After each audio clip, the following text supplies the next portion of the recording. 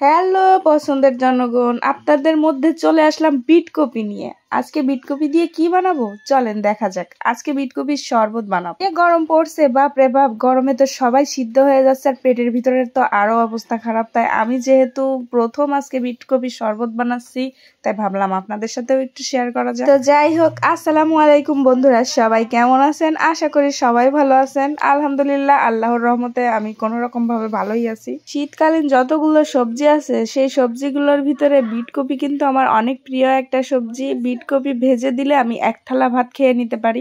অনেকদিন আগে থেকেই শুনে আসছি যে বিটকপির শরবত নাকি অনেক বেশি উপকার শরীরের জন্য, ত্বকের জন্য, কিন্তু আমি আগে কখনোই বানিয়ে খাইনি। আর বিটকপিতে নাকি অনেক পরিমাণে রক্ত হয় শরীরে। আমি যেহেতু শুটকি মানুষ, আমার ভাবলাম একটু রক্তের প্রয়োজন আছে, তাই আর দেরি না করে ব্যাট থেকে 2-3টা বিটকপি তুলে নিয়ে এসেই কাটতে বসে গেলাম। বিটকপি গুলো দেখেন এত সুন্দর লাল, কাটার পরেই খেয়ে নিতে ইচ্ছা করছিল, এত পরিমাণ লাল। আমি তো মুখে ঠোঁটে দিয়েও দেখছিলাম যে কতটা সুন্দর হয়ে যাচ্ছে। কিন্তু এই ভিডিওটা রমজান মাসে করা, আর রমজান মাসে যেহেতু রোজার কারণে দিনে খেতে পারেনি, সন্ধ্যায় ইফতারির পরে খাওয়ার জন্যই এই শরবতটা বানিয়েছিলাম। আবার অনেকে এখন বলবে কত দিনকার আগের ভিডিও এখন আপলোড করছি, তাহলে বোঝেন আমি কতটা আলসে হলে রমজান মাসের ভিডিও এখন 2 মাস হতে গেল, 2 মাস পরে এসে আপলোড করছি। কিছুই করার নেই, কারণ এখন কাজের অনেক বেশি চাপ, আর তাছাড়া আমি ব্যস্ত থাকার কারণে ভিডিওগুলো অনেকদিন আগে থেকেই পড়ে আছে, এডিট করে ভয়েস দেওয়ার অভাবে আমি ভিডিওগুলো আপলোড করতে পারছি না। আজকে একটু সুযোগ পেয়ে পুরোনো ভিডিওগুলোতে ভয়েস দিয়ে আপলোড করার চেষ্টা করছি।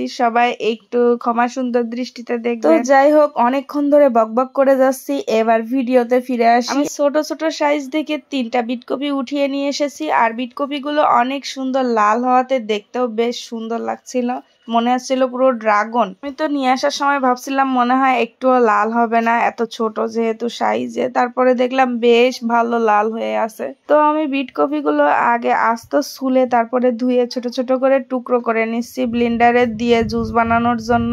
তো এইভাবেই টুকরো করে করে সবগুলো বিটকপি আমার কাটা হয়ে গেছে। এবার ব্লেন্ড করার জন্য দিয়ে দেবো। ব্লেন্ডার জগের ভিতরে প্রথমে বিটকপি গুলো দিয়ে এর সাথে এবার অন্যান্য যেগুলো লাগবে সেগুলো আমি দিয়ে দিব। তার জন্য আমি প্রথমে আগে বিটকপি গুলো একটা জগের ভিতরে দিয়ে নিলাম।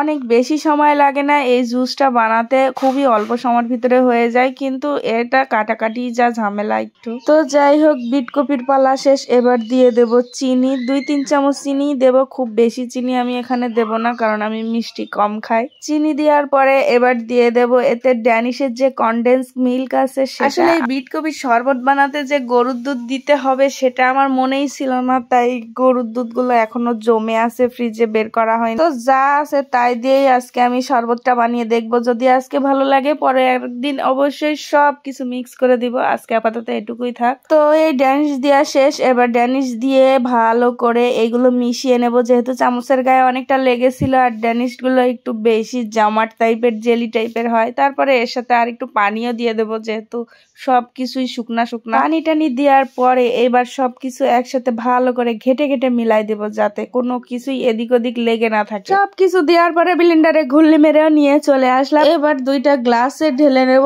তার জন্য আগে ছাঁকনিতে ভালো করে সেকে নিতে হবে। সেকে নিয়েছি, আর এতে আমি যেহেতু ঠান্ডা পানি ব্যবহার করেছি, তাই এতে আর কোনো বরফ টরফ কিছু দিব না। এটাই পারফেক্ট শরবত গরমের জন্য।